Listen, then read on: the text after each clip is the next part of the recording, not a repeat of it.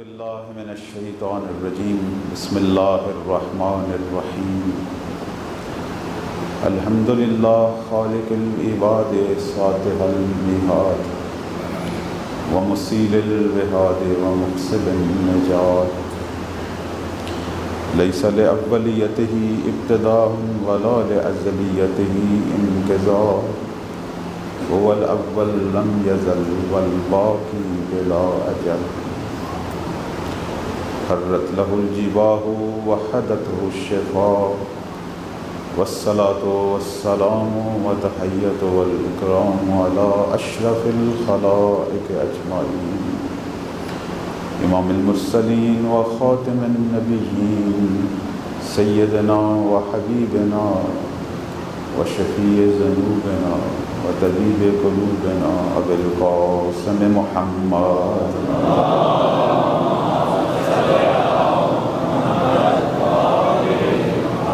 وعلى آله الطيبين الطاهرين المعصومين المنتجبين سيما بقية الله في الأرضين أذهب الله عنهم الرجس وطهرهم تطهيرا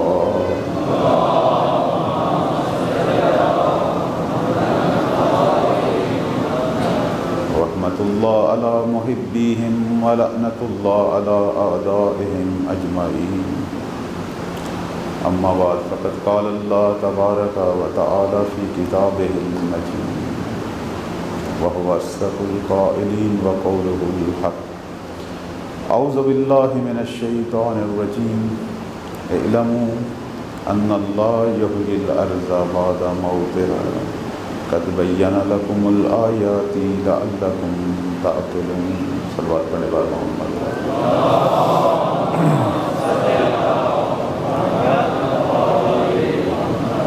حضار محترم عزاداران سید الشہداء، ہماری گفتگو کا موضوع جو ہمیں اس اشرا میں دیا گیا وہ قرآن کی روح سے وقت کے امام پر گفتگو ہے، ان کے ظہور کی تیاری۔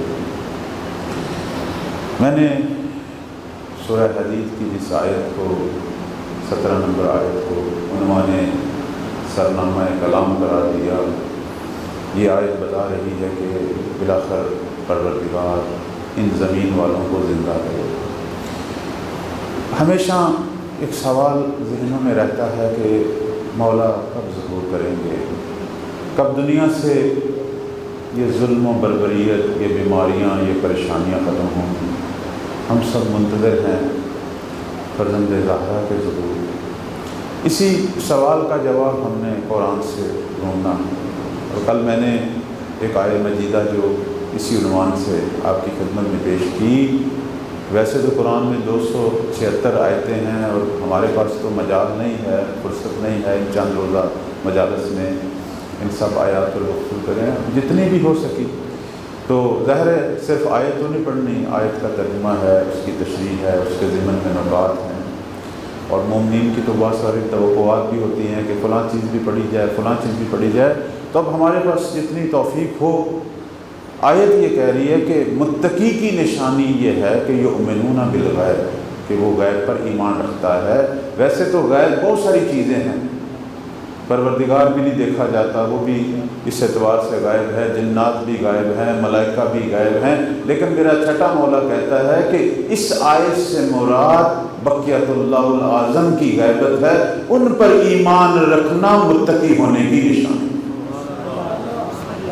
ان کے غائب ہونے کی خبر بہت پہلے دی جا چکی تھی، مولا کی ولادت سے پہلے قرآن کی آیت میں، سرکار کے فرامین میں، ائمہ کے فرامین میں وقت کے امام کی غیبت کی خبر چلی آ رہی ہے، اور بلکہ یہ بھی بتایا گیا تھا کہ یہ 2 بار غائب ہوں گے، اور یہ بھی کہا گیا تھا کہ جس طرح حضرت موسیٰ 2 دفعہ اپنی قوم سے غائب ہوئے، یہ بھی موسیٰ کی مانند 2 بار غائب ہوں گے۔ اور آپ کی خدمت میں عرض کروں کہ مولا کے بارے میں بہت سارے فرامین ایسے ہیں کہ جس میں یہ کہا گیا ہے کہ 1,24,000 نبیوں کی تمام صفات حمیدہ ایک طرف اور زہرا کا بیٹا مہدی ایک طرف، یہ سارے نبیوں کا خلاصہ ہے۔ یہ روایات ہمارے سارے نبیوں کی صفات کا خلاصہ ہے۔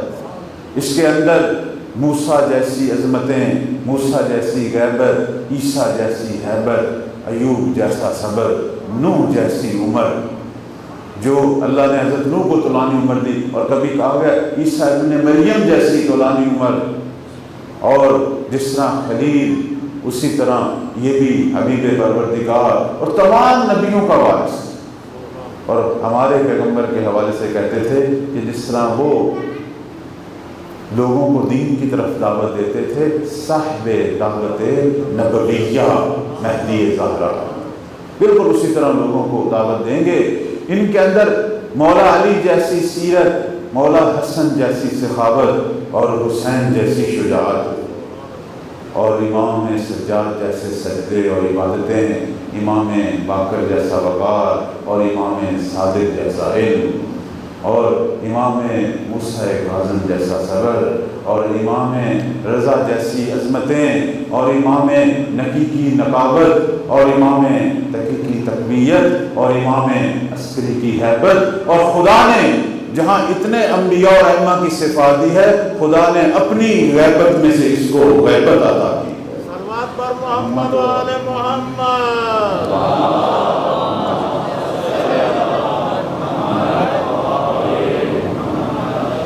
یہ جو میں نے عرض کیا کہ یؤمنون بالغیب، آج کے دور میں ایک مومن اور ایک مسلمان کی نشانی یہ ہے کہ وہ وقت کے امام کی معرفت پیدا کرے، اس وقت یہ ایمان تکمیل ہوگا۔ یہ ہمارا وظیفہ ہے، ہمارا شرعی وظیفہ۔ یہ آیت بیان کر رہی ہے کہ آج کے دور میں متقی کی نشانی کیا ہے کہ وہ اپنے وقت کے امام پر ایمان رکھے، اور ایمان کس وقت ہوتا ہے؟ جب ان کی معرفت ہوتی ہے۔ اب ہمارے جوان یہ نہ کہیں کہ ہم کہاں سے معرفت پیدا کریں، اللہ نے اسباب معرفت آپ کے گھروں تک، آپ کے ہاتھوں تک پہنچا دیے۔ اب یہ جو خدا نے موبائل، یہ ٹیبلٹ، یہ چیزیں دی ہیں جن پر ہمیشہ انٹرنیٹ ہے، اس کے اندر بے پناہ علماء کے درس ہیں، بے پناہ کتابیں ہیں، مختلف زبانیں ہیں۔ اب یہ بہانہ نہیں رہ گیا کہ میں کیسے پہنچوں، مولا نے اپنے تک پہنچنے کے ذرائع تیرے ہاتھ میں پہنچا دی ہے، اب تو ارادہ کر اپنے امام کو جاننے۔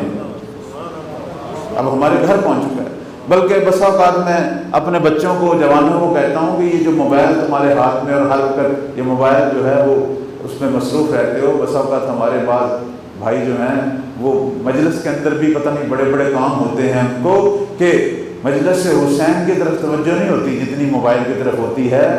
تو میں دیکھوں نہ دیکھوں، کوئی دیکھے نہ دیکھے، یہ ذہن میں رکھا کریں وقت کا امام دیکھ رہا ہے، وہ تو دیکھ رہا ہے۔ اور موبائل ایک ایسی چیز ہے کہ جسے جب میں چھپ کے دیکھوں، یہ نہ سوچا کر میں تنہا دیکھ رہا ہوں، ہو سکتا ہے میرا باپ نہ دیکھ رہا ہو، میری ماں نہ دیکھ رہی ہو، میرا بھائی نہ دیکھ رہا ہو، بہن نہ دیکھ رہی ہو، لیکن تیرا امام ضرور دیکھ رہا ہو کہ تو کیا دیکھ رہا ہے۔ اس موبائل کی زکوٰۃ نکالا کریں۔ میں اکثر بھائیوں کو، بچوں کو، جوانوں کو، اب تو ماشاءاللہ ہمارے بزرگ جو ہیں ان کا بھی موبائل کے بغیر گزارا نہیں ہے، اور انٹرنیٹ کے بغیر گزارا نہیں ہے، تو میں کہتا ہوں ضرور استعمال کرو، لیکن اللہ کی جب کوئی نعمت ہمیں ملتی ہے اس کی زکوٰۃ تو نکالنی چاہیے نا۔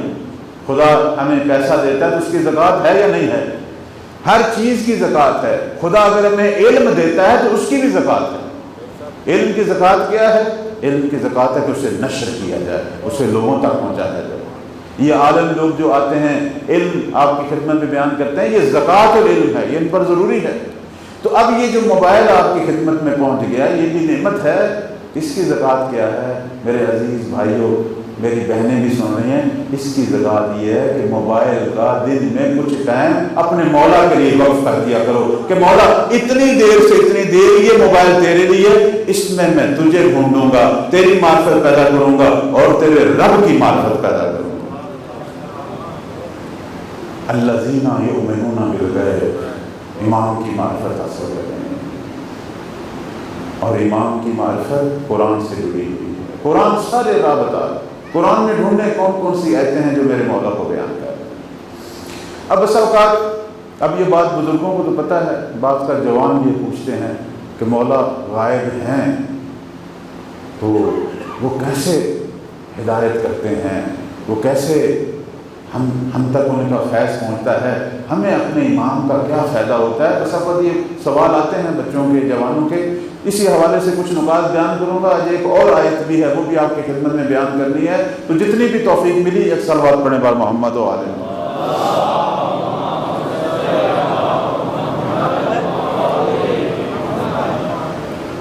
ہماری کتابوں میں یہ مولا کا فرمان شروع سے موجود ہے، اور صاحب نظام الحکمہ نے اپنی کتاب کے اندر اس کو لکھا کہ امام نے جب ان سے پوچھا گیا کہ مولا آپ تو پردہ غیبت میں جا رہے ہیں، تو میں جو آپ کا امتی ہوں کس طرح مولا آپ کو ڈھونڈوں گا، کس طرح آپ کا فیض لوں گا، مجھے کیا ملے گا آپ سے؟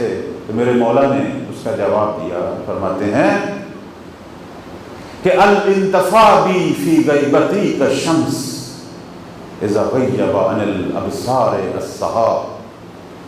فرماتے ہیں مومنو، غیبت کے زمانے میں مجھ سے اسی طرح فیض اٹھاؤ گے جس طرح بادلوں کی اوٹ میں پنہاں سورج سے تم فیض اٹھاتے ہو۔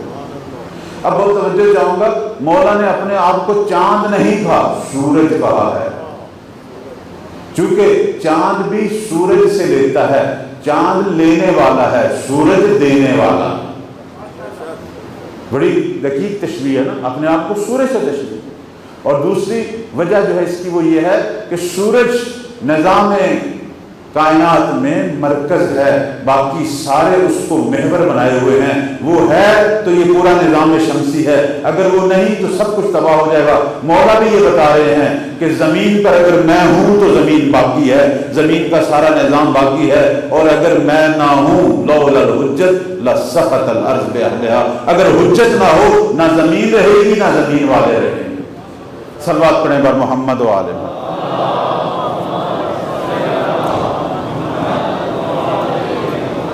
یہ تو ہماری روایات میں ہے کہ بے بقائی بقیت دنیا، دنیا کیوں باقی ہے؟ کیونکہ زہرا کا لال دنیا پر موجود ہے۔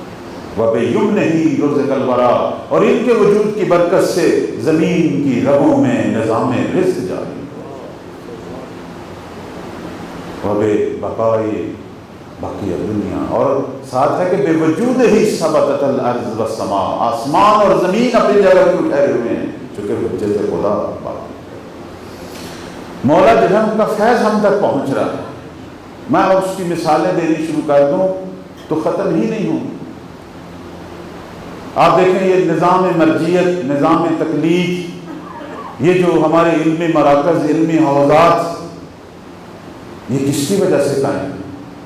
ان سب کے وجود پر زہرا کے بیٹے کا ہاتھ، چونکہ جب غائب ہو رہے تھے تو اس وقت فرمایا تھا کہ میری غیبت میں جتنے بھی تمہیں مسائل پیش آئیں، ہماری حدیث کے جو راوی ہیں یہی فقہا، ان کی طرف رجوع کریں، ان سے اپنے مسائل پوچھیں۔ فرماتے ہیں کہ یہ میری طرف سے تم پر حجت ہیں اور میں ان پر خدا کی طرف سے حجت ہوں۔ اور یہ ہماری پوری تاریخ گواہی دے رہی ہے کہ ان فقہا کو جب بھی مشکلات پیش آئی ہیں، زہرا کے بیٹے نے ان کی مدد کی ہے، ان سے ملاقات کی ہے، چونکہ ان کی مشکل کو حل کرنا گویا امت کی مشکل کو حل کرنا، شروع سے لے کر اب تک ایسا ہے۔ یہ نظام اسی لیے تو زندہ ہے، ہم مراجع سے مجتہدین سے متصل ہیں اور یہ اپنے امام سے متصل ہے۔ بے پناہ واقعات، علامہ مجلسی نے بہار الانوار میں، محدث نوری نے نجم الثاقب میں فقہا کی اتنی ملاقاتیں لکھی، بے پناہ ملاقات۔ کئی دفعہ کسی فقیہ سے غلط فتویٰ صادر ہو گیا، شیخ مفید کی مثال ہے، غلط فتویٰ صادر ہو جاتا ہے، پتہ نہیں چلتا، وہ فتویٰ لے کے جو شخص جا رہا تھا تو راستے میں اسے ایک عرب جوان ملتا ہے، کہتا ہے فتوے کی اصلاح کرو، فتویٰ یہ ہے، اور شیخ مفید نے یوں فتویٰ دیا ہے، تو وہ چلا جاتا ہے۔ کچھ عرصے کے بعد جب شیخ مفید کو پتہ چلتا ہے کہ فتویٰ تو غلط تھا، وہ مولا کی طرف سے اصلاح ہو گئی تھی میری، تو اپنا دروازہ بند کر لیتے ہیں، کہتے ہیں آج کے بعد میں فتویٰ نہیں دوں گا، تو پیغام پہنچتا ہے مفید تم فتویٰ دو، ہم ہیں، اگر کوئی مشکل پیش آئے گی تو اصلاح کرنے والے ہم ہیں۔ یہ فیض ہمیشہ جاری ہے۔ علامہ ہندی، علامہ مجلسی، بحر العلوم، آج کے علماء، ان کی زندگی بھری پڑی ہے۔ میں دور کیوں جاتا ہوں، اپنی زندگیوں میں دیکھو، بہت سارے مقامات پر آپ کے مولا کا رنگ ہے. اصل میں یہ لطف پروردگار کا ہے کہ اس نے ہمیں ایک ولی عطا کیا ہوگا جو ہمارا نگہبان ہے. درست ہے، اس میں کوئی شک نہیں. میں تھوڑی سی اپنی بات کو موڑتا ہوں. اس میں کوئی شک نہیں، امام بے پناہ ہم سے محبت کرتے ہیں. اللہ نے امام کو بے پناہ طاقتیں دی ہیں. امام کی محبت ماں کی محبت سے بھی زیادہ ہے. لیکن اس امام کو بنانے والا خالق کتنی ہم سے محبت کرتا ہے اس کو تو ہم سوچ نہیں سکتے. قرآن میں خود اللہ نے کہا ہے قل یا عبادی الذین اسرفوا علی انفسہم لا تقنطوا من رحمت اللہ. او میرے بندو، اگر گناہ کر بیٹھے ہو، خطائیں کر بیٹھے ہو، میری رحمت سے مایوس نہ ہونا. تمہارا خدا موجود ہے. یغفر الذنوب جميعا ان اللہ یغفر الذنوب جميعا. سارے گناہوں کو بخش سکتا ہوں. اس کی رحمت ہر چیز سے واسطہ ہے، ہر چیز سے بڑھ کر. میں نے اس دن عرض کیا تھا کہ ہمارے امور سے ہمارا مولا مطلع ہوتے ہیں، اس میں کوئی شک نہیں. ہم کبھی خطا کرتے ہیں لیکن خدا فوراً ہماری خطاؤں کو پہنچنے نہیں دیتا ولی تک. یہ بہت توجہ چاہوں گا.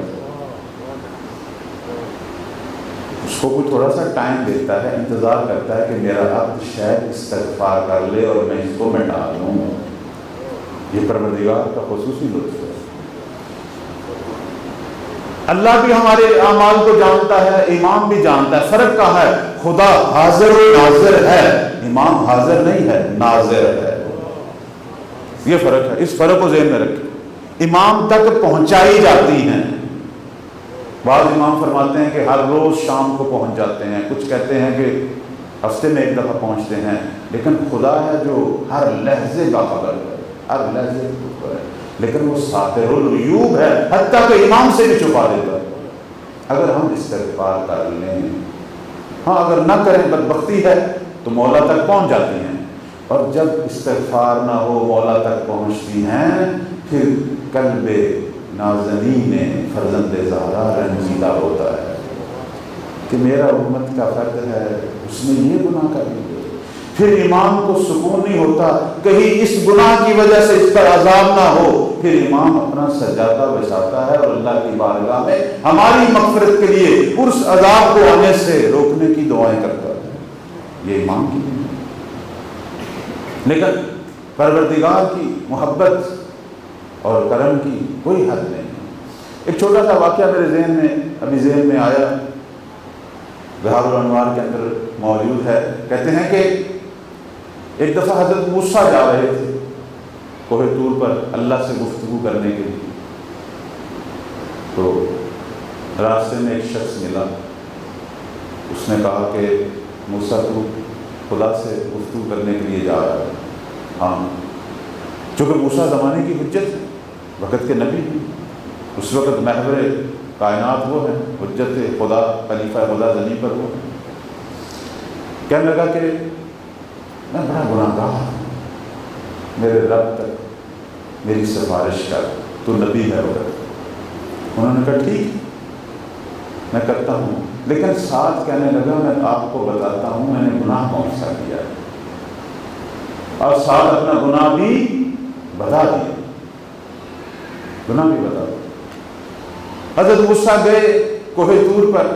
اب میں رب کی محبت کا ایک جلوہ دکھا رہا ہوں کہ پیچھے سارا رب ہی ہے، بنایا ہوا اس کا ہی نظام. ہم جتنا بھی یا علی کرتے ہیں، کبھی سوچو تو صحیح علی کو بنانے والا وہ کتنی عظمتوں کا مالک ہے.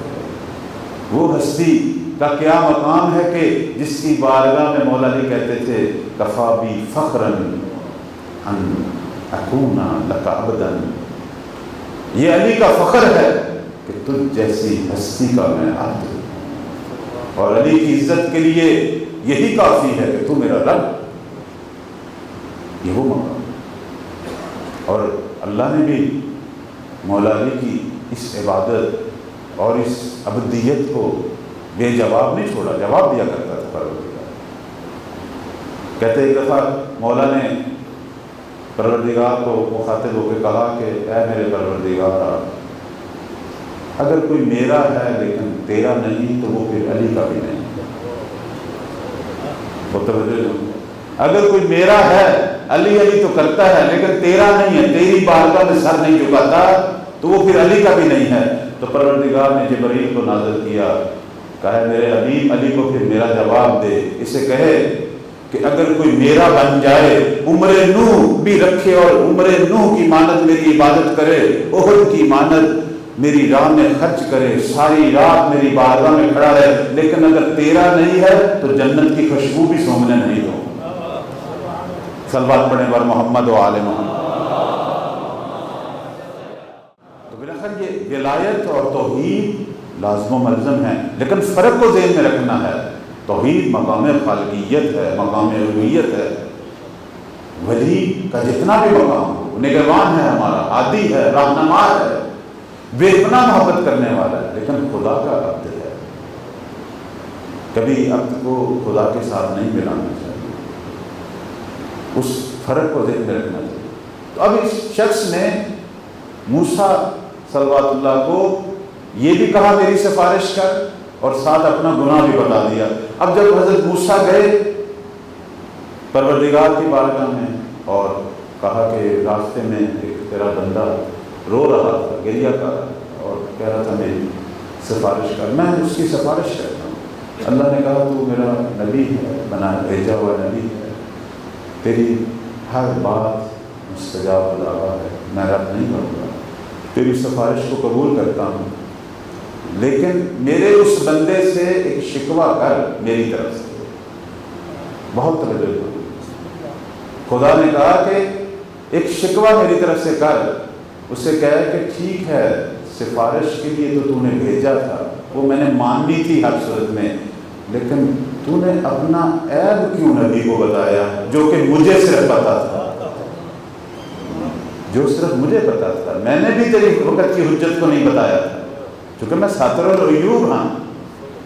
خدا کی محبت کا عالم دیکھو، خدا ہمارے عیب بعض دفعہ ہمارے امام سے بھی چھپا دے گا، یہ خدا کی محبت ہے۔ کہا کہ یہ تو نے کیوں کیا؟ گناہ تو نے میرے کیے تھے، میرے ساتھ تیرا مسئلہ تھا، تو نے میرے بھیجے ہوئے پیغمبر کو کیوں بتایا؟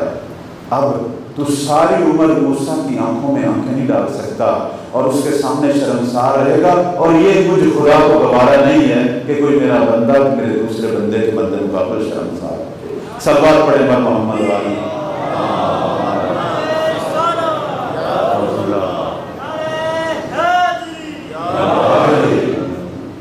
تو امام کی ہم معرفت جو حاصل کرتے ہیں میرے عزیزان، اصل میں ہم نے اللہ کی معرفت تک پہنچنا ہوتا ہے۔ اصل ہدف ہمارا یہ ہے کہ یہ جو آج ہمیں کہا جا رہا ہے کہ یؤمنون بالغیب، وقت کے امام میں غیب کی معرفت پیدا کر، کیوں؟ چونکہ خدا تک جانے کا راستہ یہ ہے، اور یہ ہمارے پیغمبر نے فرمایا تھا کہ جتنے بھی اوصیاء ہیں یہ سارے ابواب اللہ ہیں، اللہ تک پہنچنے کے دروازے ہیں، اور ان کے بغیر خدا کی معرفت پیدا نہیں ہوگی، خدا پہچانا نہیں جائے گا۔ ہدف وہی ذات ہے، جانا ہم نے وہیں تک ہے۔ اور یہ کیوں ہم مولا کا انتظار کر رہے ہیں؟ کیوں ہم چاہتے ہیں کہ مہدی ظاہر ہو اور وہ حکومت الہیہ برپا ہو؟ اس کا بھی ہدف یہی ہے، وہ یہی ہے کہ دنیا میں سوائے خدا کے کسی کی عبادت نہ ہو۔ سورہ نور کی وہ 55 نمبر آیت میں پروردگار امام مہدی کی حکومت پر جب گفتگو کرتا ہے تو ساتھ یہ کہتا ہے کہ اس لیے یہ سارا کچھ ہوگا کہ یعبدوننی، کہ پھر ساری دنیا میری عبادت کرے گی، لا یشرکون بی شیئا، پھر کوئی شرک نہیں کرے گا، پوری دنیا پر توحید ہوگی، آذان توحید سنائی دی جائے گی، پرچم توحید لہرایا جائے گا۔ تو امام کی معرفت حاصل کرنا واجب ہے۔ عزیزان، آپ کے ہاتھوں میں موبائل ہیں، زکوٰۃ موبائل کی ضرور نکالا کریں، یہ میرا آج کا میسج ہے۔ صلوات پڑھیں بر محمد و آل محمد۔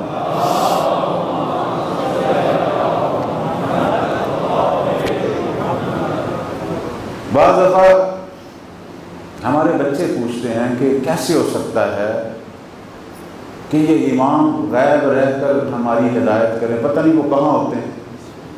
آپ نے خود ہی کہا ہے کہ وہ ہر جگہ حاضر نہیں ہیں، وہ صرف ناظر ہیں، تو پتہ نہیں وہ کہاں ہوتے ہیں۔ تو اتنی دنیا پھیلی ہوئی ہے، تو مولا کیسے سب کی خبر گیری کرتے ہیں؟ پھر وہ سب کے امام، وہ تمام مسلمانوں کے امام ہیں، عیسائی یہودی، انہیں کوئی مانے نہ مانے، وہ ساری زمین والوں کے امام۔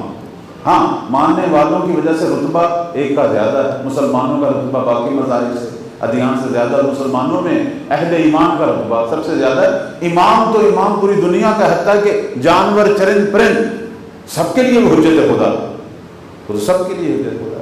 تو وہ کیسے ہو سکتا ہے کہ امام غائب جو ہے وہ پتہ نہیں دنیا میں کہاں کہاں ہے اور وہ سب کے ساتھ جڑا ہوا ہے اور سب کو ہدایت کر رہا ہے؟ یہ کیسے ہو سکتا ہے؟ ہمارے بزرگوں کو تو ان چیزوں کا پتہ ہے۔ میں بچوں کے لیے، میں نے چند دن پہلے کال پڑھا، کسی بہت ماہر کوئی پروفیسر تھے، انہوں نے کہا کہ یہ جو انسانی مغز ہے ہمارا، اس میں کہہ رہے تھے 12 بلین سیلز ہیں ہمارے مغز میں، اللہ نے پیدا کیے ہیں۔ ہم صرف انسان ابھی تک جتنی ترقی کی ہے صرف 7% اپنے مغز کا ہم نے استفادہ کیا ہے، 93% ہمارا مغز بیکار ہے، ابھی تک ہم نے اس سے فائدہ ہی۔ یہ میں نے کسی پروفیسر کی بات پڑھی اور کہا کہ آئنسٹائن دنیا میں وہ واحد بندہ تھا جس نے 10% اپنا مغز یوز کیا تھا، 90% اس کا بھی بیکار تھا۔ اب میں اس پر تھوڑا سا سوچا کہ یہ 7% مغز کا نتیجہ اتنی ترقی کہ آج انسان زمین سے مریخ تک پہنچ رہا ہے اور پتہ نہیں کیا کیا کچھ بن گیا، ایٹم بم بن گئے، ہائیڈروجن بم بن گئے، اور ترقی کا کیا عالم۔ آج میں مشرق میں بیٹھا مغرب والے سے بات کر رہا ہوں، اس کی لائیو اس کو دیکھ بھی رہا ہوں۔ یہ ابھی 7%، ابھی 7% مغز کا نتیجہ کیا ہے کہ دنیا میں بعض ممالک دنیا والوں کی پوری جاسوسی کر رہے ہیں، سیٹلائٹ کے ذریعے لوگوں کے گھروں تک دیکھ رہے ہیں۔ ہمارے موبائلوں میں یہ جو کیمرے لگے ہوئے ہیں جو ہم سمجھتے ہیں بند ہیں، لیکن در حقیقت ہمارے گھروں کی جاسوسی ہو رہی ہے۔ یہ تو آج کل جدید پتہ نہیں کیا کچھ لکھا جا رہا ہے کہ یہ جو موبائل جس پر آگے پیچھے کیمرہ لگا ہوا ہے، کچھ نہ ہوا کریں کہ یہ صرف نہیں، یہ پورے گھر کی جاسوسی کر رہا ہو، آپ نے رکھا ہوا ہے لیکن یہ باتیں بھی سارے ریکارڈ کر رہا ہے اور انہیں کی تک پہنچ رہی ہیں جنہوں نے بنایا۔ تو میں یہ سوچ رہا تھا کہ ایک گناہگار بندہ 7% مغز سے استفادہ کرتے ہوئے پوری دنیا کی جاسوسی کر رہا ہے، پوری دنیا کے حالات سے بے خبر ہو رہے ہیں۔ ٹیکنالوجی کہاں سے کہاں پہنچ گئی ہے، مریخ تک پہنچ گئے ہیں۔ وہ مائکرو ڈاٹ ایک چھوٹا سا نقطہ ہوتا ہے، اس کے اندر اتنا کچھ انسان ڈالتا ہے کہ کئی جو ہے کلومیٹر جگہوں پر وہ چیزیں آ سکتی ہیں جب ان کو ہم کھولیں۔ یہ 7% مغز سے ایک انسان، ایک گناہ گار انسان ساری دنیا کی جاسوسی کر سکتا ہے، دنیا کی خبر گیری کر سکتا ہے، لیکن وہ ہستی جس کے 12 بلین سیل چل رہے ہوں، ہمارے تو بھی 7% چلے ہیں، تو ہم کہاں سے کہاں پہنچ گئے؟ اور جس کے حکم خدا سے 12 بلین سیل چل رہے ہوں تو وہ غائب رہ کر دنیا میں جہاں جو چاہے کر نہیں سکتا۔ صلوات پڑھیں پر محمد و آل محمد۔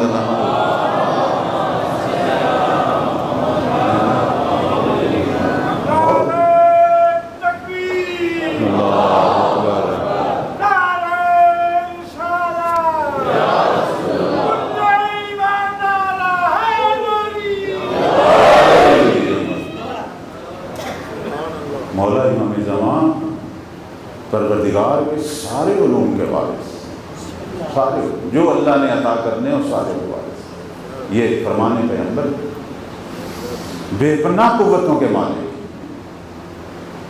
اور ہمارے تمام امور سے واقف ہیں۔ یہ دنیا کی ترقی جو ہے وہ تو ہماری باتوں کو سنتی ہے نا، ہمارے حالات سے مطلع ہوتی ہے، وہ تو ذہنوں میں خطور ہماری باتوں کو بھی حکم خدا سے سمجھ جاتی ہے، حکم خدا سے۔ ہاں، جہاں خدا ساتر ہے وہاں نہیں، غلط چیز جو ہم کہتے ہیں وہ خدا چھپاتا ہے، لیکن جو ہمارے سوالات ذہنوں میں گھومتے ہیں نا وہ میرے مولا تک پہنچ جاتے ہیں اور اس کا جواب بھی امام دیتے ہیں۔ ایک مشہور کتاب ہے کہ ایران کے ایک بہت بڑے رائٹر نے لکھی ہے، ابو الفضل سبزی ان کا نام ہے، انہوں نے کتاب لکھی ہے عصر حاضر میں امام زمان کی ملاقاتیں، اور وہ دنیا میں مختلف ممالک میں سفر کرتے ہیں اور جہاں جہاں بھی ایسے واقعات ملتے ہیں وہ انہیں اپنی کتاب میں حوالے کے ساتھ لکھتے ہیں۔ اگر مزاج ہو تو ایک واقعہ عصر حاضر کا آپ کی سنا دوں، صلوات پڑھیں پر محمد اور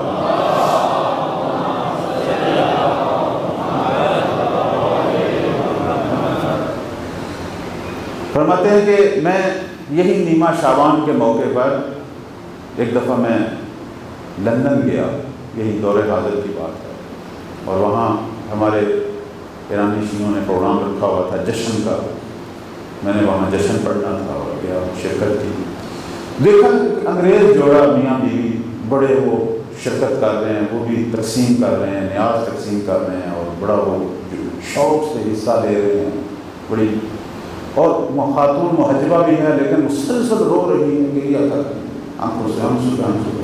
میں نے پوچھا کہ یہ کیا مسئلہ ہے؟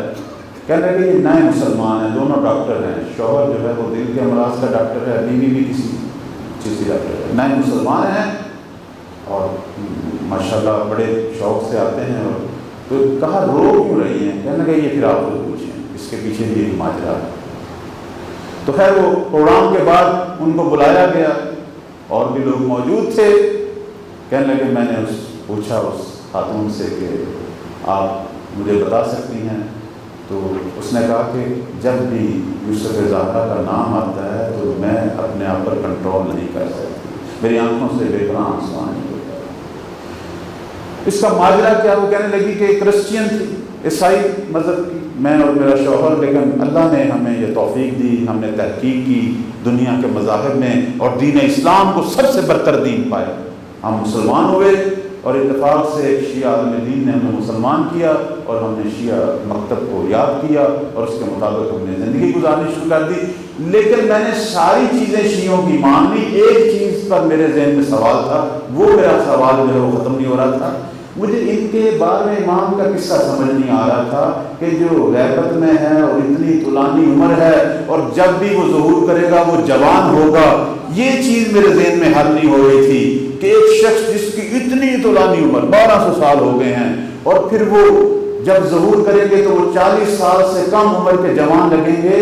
یہ وہ چیز تھی جو میرے ذہن میں مسلسل سوال کا نشان تھا، اور میں سوچتی تھی یہ شاید ان کا کوئی افسانہ ہے، ایسے ان کی کوئی داستان ہے، یہ کیسے ہو سکتا ہے؟ میڈیکلی روٹ سے بھی نہیں ہو سکتا، سائنسی روٹ سے بھی نہیں ہو سکتا۔ چلو لمبی عمر ہم مان ہیں، لیکن بڑھاپے کے آثار ہوتے ہیں، یہ جوان ہوگا، اور یہ چیزیں کہتے ہیں میں اس چیز کو جو ہے وہ تھوڑا سا نہیں مان رہی تھی۔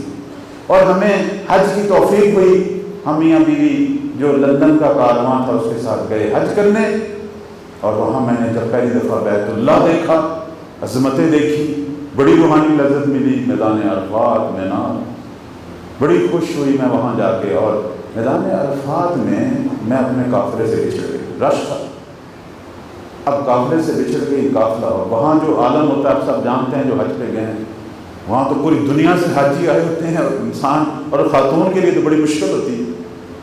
اب وہ کہتی میری زبان بھی کسی کو سمجھ نہیں آ رہی تھی، اور مختلف لوگ مختلف علاقوں کے، اور میں ڈھونڈ تھا کہ مجھے اپنا قافلہ، شام ہو گئی، تھک کے میں ایک جگہ بیٹھ کے رونا شروع کر دیا، میں کیا کروں، ایک غیر ملک ہے اور جہاں میرا ہم زبان بھی نہیں، پتہ نہیں قافلے والے۔ تو دیکھا ایک خوبصورت حسین اور جمیل جوان چلے آ رہے ہیں کہ جن کے چہروں کو دیکھ کر میرے سارے رنج غم دور ہو آتے ہیں، اور آ کے مجھے میرے نام سے مخاطب ہوتے ہیں، کہتے ہیں کہ آپ اپنے قافلے سے بچھڑ گئی ہیں، آئے میں آپ کو آپ کے قافلے تک پہنچا دوں گا۔ خیر میں اس کے پیچھے چل پڑی، اور وہ تھوڑے سے دیر کے بعد وہ مجھے لے گئے جگہ پہ جہاں وہ کاروان لندن تھا، اور مجھے پہنچا کے انہوں نے کہا کہ اے خاتون، اور بڑی فصیح انگلش وہ کہہ رہی تھی کہ ہمارے انگریزوں میں جو سب سے اعلیٰ ترین انگلش ہے وہ بول رہے تھے، انگلش زبان میں بول رہے تھے، اور کہہ رہے تھے کہ میری طرف سے اپنے شوہر کو سلام دینا۔ تو میں نے کہا کہ آپ کا نام کیا ہے، میں کیا کہوں اپنے شوہر کو کہ کس نے سلام بھیجا؟ کہنے لگے میں تیرا وہی امام ہوں جس کی طولانی عمر اور جوانی میں تو ہمیشہ شک کرتی تھی۔ صلوات بر محمد و آل محمد۔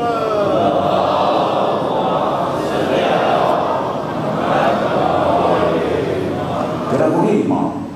حیران ہو کے اس نے قافلے والوں کی طرف دیکھا، اور جب دوبارہ دیکھا تو وہ جا چکے تھے۔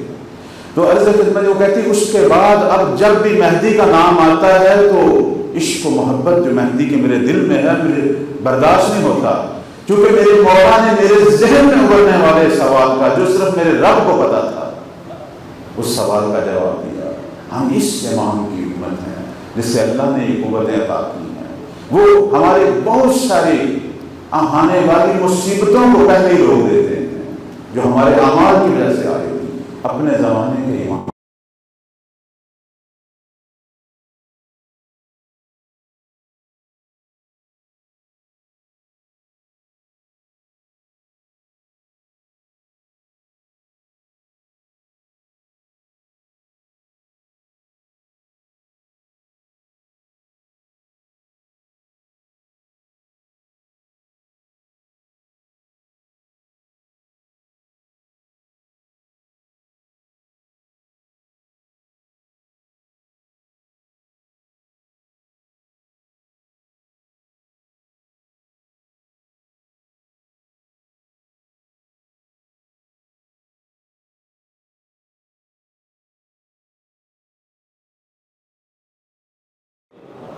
فرماتے ہیں کہ اس سے مراد مہدی کے وہ ناصر ہیں جو پوری دنیا میں بکھرے ہوں گے، اور جب ان کا وقت ظہور آئے گا خدا ان سب کو چند لحظوں میں مولا کے گرد اکٹھا کر دے گا۔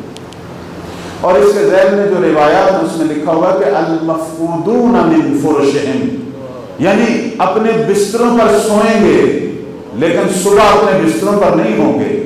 فَيُمْسُونَ فِي بُيُوتِهِمْ فَيُصْبِحُونَ فِي مَكَّةَ، رات کو تو اپنے بستر پر سوئے گا، صبح مکہ میں اپنے مولا کی بارگاہ میں کھڑا ہوگا۔ یہ روایات ہے۔ اور بعض کے بارے میں ہے کہ بادلوں پر، خزاں کے بادلوں پر سفر کرتے ہوئے آئیں گے۔ اب میں یہاں عام طور پر یہ کہتا ہوں کہ یہ لازمی نہیں ہے کہ یہ کوئی معجزاتی بات ہو، یہ علمی ترقی ہے۔ خود ہم دیکھ رہے ہیں کہ جس طرح زمانہ گزرتا جا رہا ہے، سالوں کا سفر گھنٹوں میں ہو رہا ہے، ہو سکتا ہے آج سے کوئی 30-40 سال بعد یہی سالوں کا سفر جو ہے وہ منٹوں سیکنڈوں میں ہو سکتا ہے اس زمانے کی ترقی کی طرف اشارہ ہو۔ یہ تیزی سے سفر کرنا ترقی ہے، لیکن جس نقطے کی طرف آ رہا ہوں وہ یہ ہے کہ مولا کے جو ناصر ہیں وہ دو قسم کی ترقی رکھتے ہوں گے۔ چونکہ بعض دفعہ بچے یہ سوال کرتے ہیں کہ دنیا میں اتنی سپر پاور، اتنی شیطانی طاقتیں، یہ مٹھی بھر ناصر کیسے لڑیں گے؟ اتنا اسلحہ ہے لوگوں کے پاس، پتہ نہیں کیا کچھ جمع کیا ہوا ہے ان عالمی طاقتوں نے۔ تو میں اسی کی طرف آ رہا ہوں کہ یہ جتنی بھی ترقی ہے یہ مادی ہے، مانوی نہیں ہے۔ مولا کا جو ناصر ہے اس کی روح بھی ترقی کر چکی ہوگی اور جسمانی طور پر بھی ترقی کر چکا ہوگا۔ آپ نے یہ تو پڑھا ہے کہ بہت سارے لوگ جہازوں کا سفر کرتے ہیں، لیکن جو بعد علی والے ہوتے ہیں زمین ان کے لیے خود ہی سکڑنا شروع ہو جاتی ہے۔ یہ تو پڑھتے ہیں نا واقعات۔ اماموں کے جو اصحاب ہیں، جو اولیاء خدا ہیں، ان کو کوئی جہازوں، کوئی پاسپورٹ، کوئی ان چیزوں کی ضرورت نہیں ہوتی، وہ جدھر چاہتے ہیں زمین ان کے لیے سکڑ جاتی ہے۔ تحیّ الارض، جس کو ہم علمی اصطلاح میں کہتے ہیں تحیّ الارض، کہ وہ چند لحظوں میں ادھر سے ادھر سفر کر لیتے ہیں۔ کیوں؟ چونکہ ان کی روح اتنی عظمت اختیار کر چکی ہے، روح اتنی بلند کر لی ہے انہوں نے۔ لیکن روح کیسے بلند ہوتی ہے؟ عبادت سے، عبادت سے۔ چونکہ انسان جب خدا کی عبادت کرتا ہے اور اس کے ولی کی اطاعت کرتا ہے تو خدا تمام مخلوقات کو اس کا تابع کر دیتا ہے۔ یہی زمین اس کے تابع ہو جاتی ہے، حکم خدا، یہی زمین اس کے تابع۔ اس کی مثالیں آپ جناب ابو ذر، جناب سلمان کی ہم مثالیں دیتے ہیں، ان کرامات وہ کہاں سے ہیں؟ وہ یہی تو ہیں، علی کے تربیت شدہ یہ ہستیاں ہیں۔ میں بلکہ کہتا ہوں مولا علی کا اصل معجزہ یہ ہے۔ ابو ذر، مالک، حبیب، سلمان، حسن، اگر کوئی کہے کہ علی کا معجزہ اتنے جنگجو کو مارنا ہے، میں اس کا قائل نہیں ہوں۔ میں کہوں گا وہ علی کا علم ہے۔ کیوں مولا ہر جنگ میں فتح پاتے تھے، شکست نہیں کھاتے تھے؟ وہ کوئی معجزہ نہیں ہے مولا علی کا، وہ مولا علی کی ذاتی صلاحیت ہے، وہ ان کا علم ہے جو انہوں نے سیکھا ہے نبی سے۔ اگر سامنے والے کو 10 طریقے آتے ہیں لڑنے کو، علی کو 100 طریقے آتے ہیں لڑنے۔ اور دنیا میں ہمیشہ علم کی برتری رکھنے والا دوسرے پر فتح پاتا ہے، وہ علی کی علمی برتری ہے۔ کبھی آپ نے مجھ سے پہلے بھی جو شعر پڑھے گئے ہیں، قلعہ خیبر کا ذکر آیا ہے، کبھی غور کیا کہ خیبر کے دروازے کو علی نے کیسے اکھاڑا؟ خود مولا علی کیا فرماتے ہیں؟ فرماتے ہیں ماں کلا تو بابا خیبر بے قوت جسدیہ، علی نے جسم کی قوت سے دروازہ خیبر کو نہیں اکھاڑا۔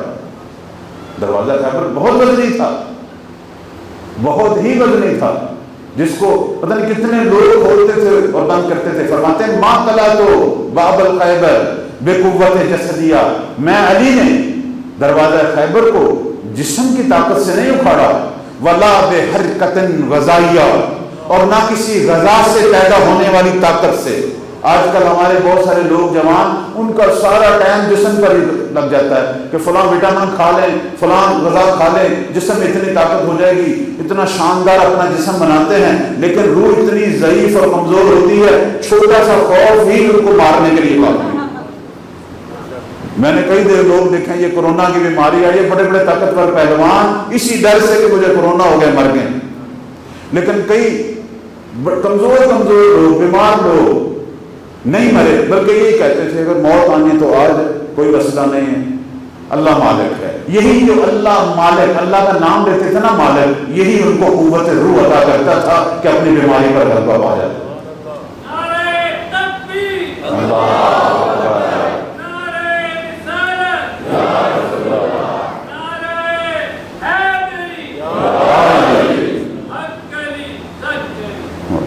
صلوات پڑھیں بر محمد و آل محمد.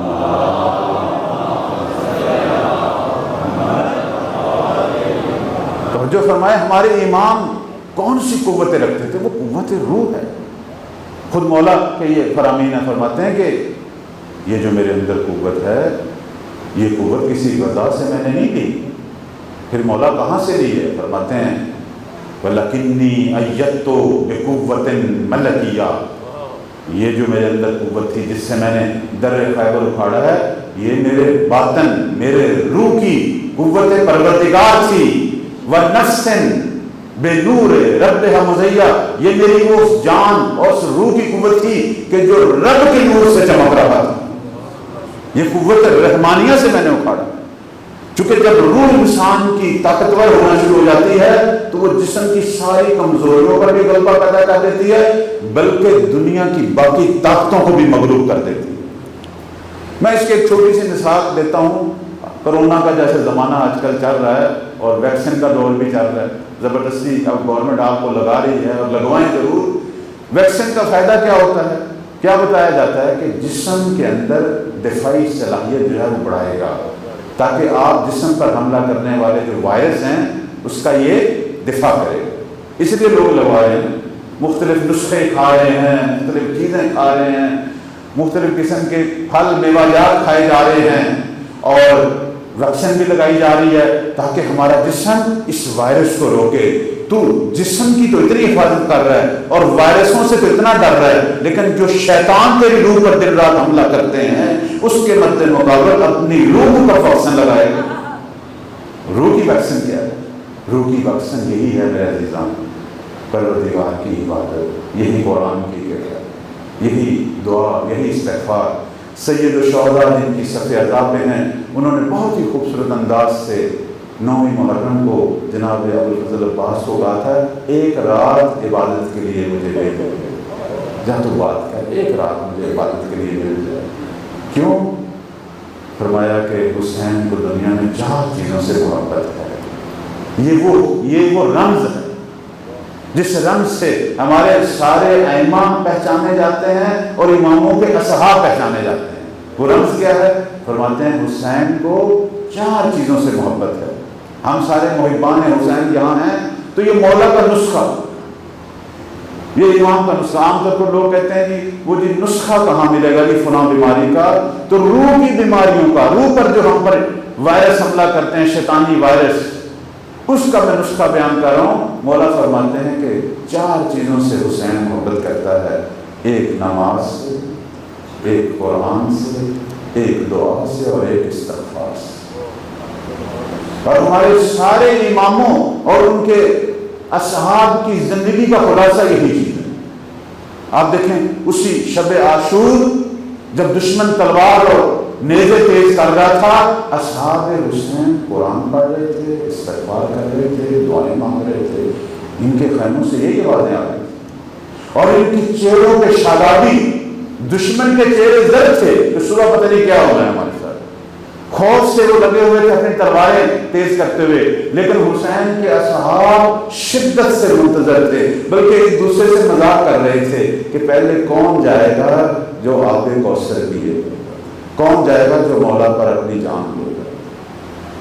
چہروں پر شادابی، چہروں پر خوشی، یہ کیا ہے؟ یہ وہی روح کی طاقت ہے، لگائے پروردگار کا اشتیاق، یہ ائمہ کے اصحاب کی نشانی ہے۔ ہمارے ائمہ کا ان چیزوں کے بغیر گزارا نہیں ہوتا تھا۔ یہ میرے چھٹے مولا اور ساتھ میں 8 میں سب اماموں کی زندگی کو دیکھیں۔ امام سجاد علیہ السلام صلوات اللہ علیہ کے بارے میں فرماتے تھے کہ مجھے دنیا سے ساری چیزیں لے دو، آسمان بارشیں برسانے بند کر دے، زمین ایسی بن جائے جس سے کوئی درخت نہ ہوگا، مجھے کوئی پرواہ نہیں، لیکن میرے پاس کتاب خدا ہونی چاہیے۔ سجاد کو قرآن سے بہت پورا دن رات 1000 کا نماز پڑھتے تھے۔ لوگ کہتے تھے کہ مولا آپ تھک جاتے ہیں، اتنی باتیں، کہتے تھے افلا اکون عبدا شکورا، کیا میرا دل نہیں کرتا میں خدا کا شاکر بندہ نہ ہوں؟ یہ وہی روحی قوت ہے۔ اتنا ظلم سید سجاد نے لکھا اور اتنا ظلم ان پر ڈالا گیا، لیکن سجاد کیوں قائم تھا؟ اسی روحی طاقت۔ سجدے میں سر رکھتے تھے تو سینکڑوں بار کہتے تھے لا الہ الا حقا وحقا، لا الہ الا عبودیا ورقا، لا الہ الا ایمانا وتصدیقا۔ اتنے طولانی سجدے۔ میں اپنے جوان بھائیوں بچوں کو بسا اوقات وہ کڑیاں پہنی ہوتی ہیں، میں روکتا نہیں ہوں، یہ اپنی زینت کے لیے پہنو، لیکن یہ نہ کہا کرو یہ سید سجاد کی سنت ہے۔ سید سجاد کی سنت لمبے سجدے کرنا ہے۔ اگر سجاد کی سنت پہ عمل کرنا ہے تو بارگاہ خدا میں سجدے کیا گیا۔ سید سجاد کی سنت عبادت پروردگار ہے۔ کڑیاں تو انہوں نے پہنائی تھیں، مولا نے خود جان کے پہنائی۔ ہمارے ائمہ کی یہ عظمت ہے، مہدی کے اصحاب کی بھی یہی عظمتیں ہیں کہ ان کی روح اتنی عظیم ہوگی کہ امیر المومنین کبھی کبھی رویا کرتے تھے۔ وقت کے امام علی اس زمانے میں کبھی کبھی دیکھ کر رویا کرتے تھے۔ لوگ پوچھتے تھے مولا کیوں رو رہے ہیں؟ کہتے ہیں لے شوقا، فرماتے تھے شوقا لے زیارتہم، میں اپنے مہدی کے ناصروں کی زیارت کے اشتیاق میں رو رہا۔ مجھے علی کو قائم کے اصحاب دیکھنے کا شوق ہے کہ جو اتنی عظمتوں کے مالک ہوں۔ اللہ انشاءاللہ جیسے جیسے گفتگو آگے چلے گی میں ان اصحاب باوفا کی مزید سیرت کو، ان کی صفات کو بیان کروں گا، ٹائم کی محدودیت ہے۔ آج میں کاروان کربلا کے پہلے شہید کا ذکر کروں گا، جسے دنیا سفیر حسین کہتے ہیں۔ جناب مسلم بن عقیل کی عظمت پہ صرف میں یہی کہوں گا کہ ایک دفعہ امیر المومنین نے پاک پیغمبر کو کہا آپ کو عقیل سے کتنی محبت ہے؟ مسلم کے والد عقیل سے کہنے لگے عقیل سے مجھے 2 جہت سے محبت ہے، ایک اس لیے کہ ابو طالب اس سے محبت کرتے ہیں، میں بھی اس سے محبت کرتا ہوں، اور دوسرا اس لیے اس کا بیٹا مسلم تیرے بیٹے حسین کی محبت میں شہید۔ اور اس کے بعد پیغمبر نے گریہ کرنا شروع کر دیا، اتنا روتے۔ میں نے جو کچھ پڑھا ہے پیغمبر سید الشہداء کے غم کے بعد سب سے زیادہ مسلم پہ رویا کرتے تھے، اور روتے اتنا تھے کہ آنسو پیغمبر کی گال پہ آ جاتے تھے اور کہتے تھے کہ فتدمع علیہ عیون المؤمنین، مسلم بن عقیل پر مومنین کی آنکھیں رویا کریں گی اور مقربین فرشتے اس پہ درود بھیجا کریں گے۔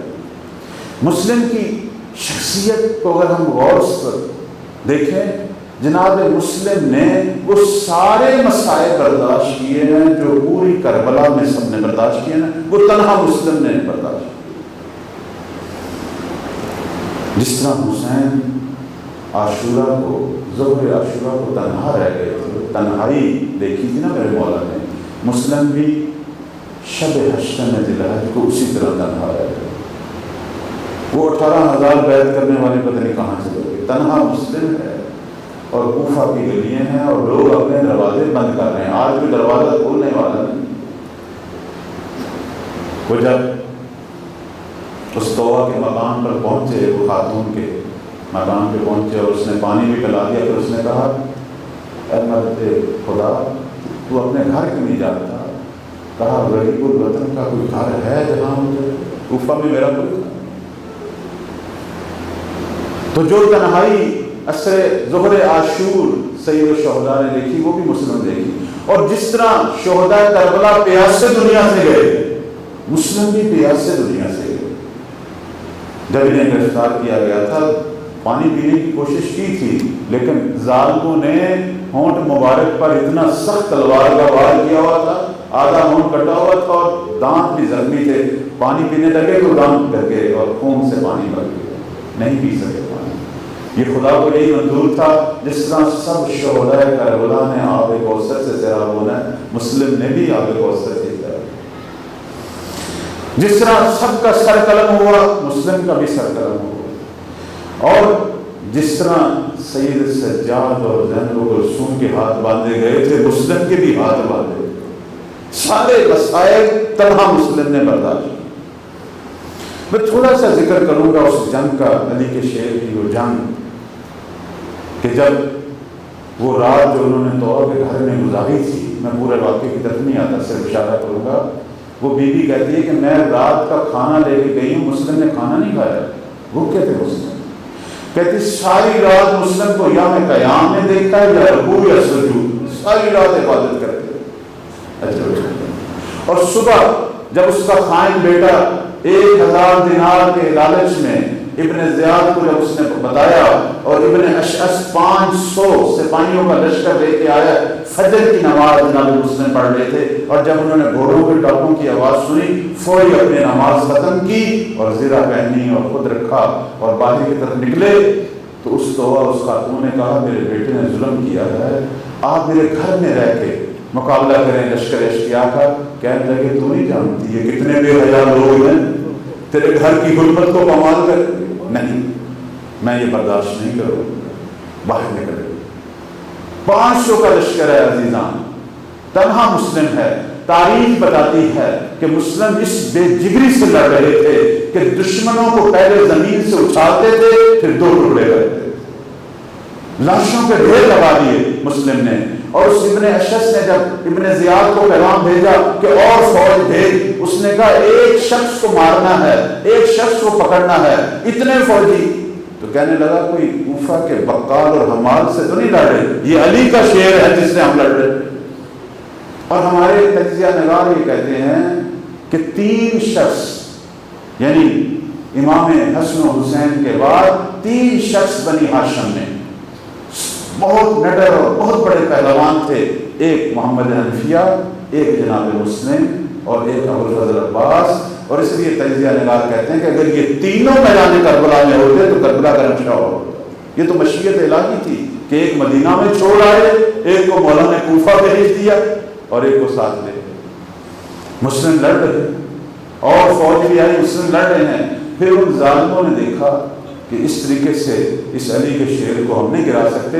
انہوں نے ایک گڑھا کھودا اور اس گڑھے میں کھنجر رکھے گئے، تلواریں رکھی گئی اور اس پر خس و خاشاک، اور مسلم کو اس طرف لے آئے لڑتے لڑتے کہ بے اختیار مسلم اس گڑھے میں گر گئے. اور جب گرے نا تو ہاتھ سے تلوار چھوٹی اور نیچے والے کھنجر میرے مولا کے جسم میں مبصر ہو گئے. پھر بھی گڑھے سے اپنے آپ کو نکالا ہے، نہتے ہاتھوں سے لڑ رہے، پھر بھی ان کی گرفت میں نہیں آ رہے کہ اس ملعون نے جھوٹی امان کا وعدہ کیا. اور جناب مسلم کے ہاتھوں میں رسیاں باندھی گئیں. اب مسلم جب آ رہے تھے ابن زیاد کے دربار کی طرف تو مقاتل لکھتے ہیں کہ آنکھوں سے مسلسل آنسو آ رہے، مسلم رو رہے. لوگوں نے پوچھا، کس نے پوچھا مسلم تجھے زیر نہیں دیتا، تو بنی ہاشم کا جوان ہے، تو علی کا شیر ہے، تو رو رہا ہے. مسلم نے کہا میں کوئی اپنے لیے رو رہا ہوں، میں نے اپنے امام کو خط لکھا تھا کہ میری 18,000 کوفیوں نے بیعت کی ہے اور آپ کوفہ کی طرف آ جائیں. آج ان بے حیاؤں نے اپنی بیعت توڑ دی ہے اور میرا مولا راستے میں ہے، اور مسلم تو اس لیے رو رہا ہے کہ حسین تنہا نہیں ہے، حسین کی بہنیں اور بیٹیاں بھی ساتھ۔ مجھے تو اپنے مولا کی مظلومیت پہ رونا ہے، مسلم زخمی ہے، ہاتھ بدے ہوئے ہیں، حسین کی مظلومیت پہ رو رہے ہیں۔ اجرکم اللہ۔ مسلم کو لے کے گئے، پانی مانگا، پانی نہیں پی سکے۔ بعد میں ابن زیاد کے پاس جب لے کے گئے تو کسی نے کہا امیر کو سلام کر، کہنے لگے میرا امیر صرف حسین ہے، باقی میں کسی کو نہیں جانتا۔ دارالعمارہ کی چھت پہ لے جایا گیا میرے مولا کو، پہلے سر قلم ہوا، سر کو زمین پہ گرایا، پھر مولا کے جسد کو گرایا، پھر ملعونوں نے پاؤں میں رسیاں باندھ کر کوفہ کی گلیوں اور بازاروں میں لاشیں گھسیٹنا شروع کی۔ اب یہ خبر سید الشہداء کو مقام ثالبیہ یا مقام ضرور کے ملتی ہے، مقاتل کی جو روایت ہیں کہ مولا جب اس مقام پہ پہنچے تو کسی شخص نے بتایا کہ ابھی کوفہ سے ایک آدمی آیا ہے جس نے کہا میں نے کوفہ کو اس حال میں دیکھا ہے کہ کوفہ کی گلیوں میں ہانی اور مسلم کے لاشیں پاؤں میں رسیاں باندھی ہیں اور کوفہ کی گلیوں میں گھسیٹا جا رہا۔ پتہ نہیں کس عالم میں حسین نے یہ خبر سنی۔ ایک ہمارے بہت بڑے بزرگ عالم سید باقر ہندی جو ہیں وہ مسلم کی شان میں بہت نوا کہتے تھے۔ ایک شعر مجھے یاد ہے، عربی کا شعر ہے لیکن اس کا ترجمہ ہے، وہ کہتے ہیں مسلم تیری مظلومیت پہ میں کیا گریہ کروں، تو اتنا بڑا مظلوم تھا کہ جب تو شہید ہوا تجھ پہ کوئی رونے والی خاتون کوفہ میں نہیں تھی۔ چونکہ کربلا کے اندر جتنے بھی شہداء ہیں سب پہ خواتین نے گریہ کیا ہے، یہ تنہا مظلوم مسلم ہے کہ پورے کوفہ میں قتل ہوا ہے، لاش گھسیٹی جا رہی ہے، کوئی رونے والا نہیں۔ تو اب جب سید الشہداء کو شہادت کی خبر ملی تو مولا نے فوراً کہا انا للہ و انا الیہ راجعون، اور آل عقیل کو کہا اے آل عقیل تمہارا وعدہ پورا ہو گیا، تمہارا حصہ کربلا میں شامل ہو گیا، تم لوگوں نے اب واپس جانا ہے تو چلے جاؤ، میری طرف سے بیعت میں اپنی اٹھا لیتا ہوں۔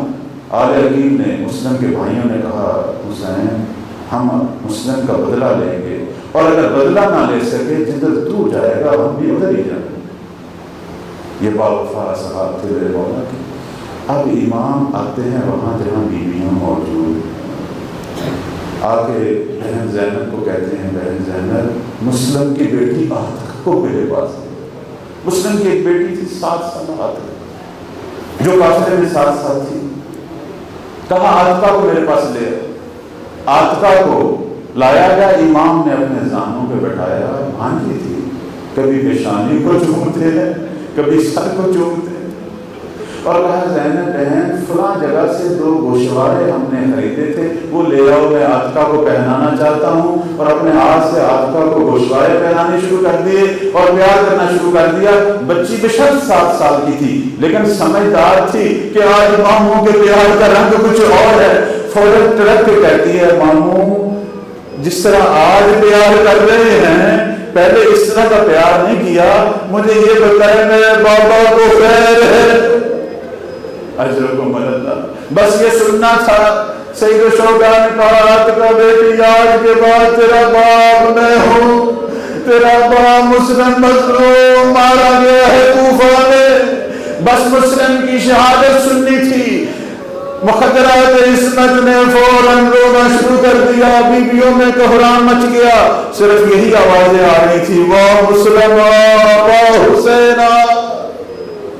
اجرکم اللہ اجرکم اللہ۔ یہاں میں ایک چھوٹی سی تمثیل پیش کروں گا، میں کہوں گا جب مولا آتکا کو پیار کر رہے تھے، گوشوارے پہنا رہے تھے، 4 سالہ معصومہ سکینہ سوچ رہی تھی اور جس کا بابا مارا جاتا ہو اس کے سر پہ ہاتھ رکھا جاتا ہے، اس کی پیشانی میں بوسے دیے جاتے ہیں، اسے گوشوارے پہنائے جاتے ہیں، لیکن میں کہوں گا معصومہ سکینہ تیری قسمت، چونکہ جب سکینہ کے بابا کو مارا گیا کسی نے گوشوارے پہنائے تو نہیں، ہاں خاندانوں کو خونی ضرور کیا تھا، کوئی سر پہ ہاتھ رکھنے والا تو نہیں تھا، ہاں چہرے پہ تماچے مارنے والے ضرور تھے۔ اجرکم اللہ۔ اجرکم علی اللہ۔ یہی عاتقہ کا ذکر جو ہے وہ عصر عاشور تک تو ملتا ہے، لیکن عصر عاشور کے بعد عاتقہ کا ذکر نہیں ملتا۔ کہتے ہیں جب خیموں کے جلنے کے بعد بی بی زینب نے سب بچوں کو جمع کرنا شروع کیا جو سرزمین کربلا میں نکل گئے تھے، سب مل گئے لیکن عاتقہ نہیں ملی۔ اب بی بی ڈھونڈ رہی ہے زینب کلثوم، آواز دے رہی ہے عاتقہ کہاں ہو؟ اسی دوران دیکھا ایک نشیب میں عاتقہ کا لاشا پڑا ہوا ہے اور سینے پر گھوڑوں کے سموں کے نشان ہے۔ ظالموں نے خیمے لوٹتے ہوئے مسلم کی عاتقہ کو بھی کچل دیا۔ اللہ لعنت اللہ علی الظالمین۔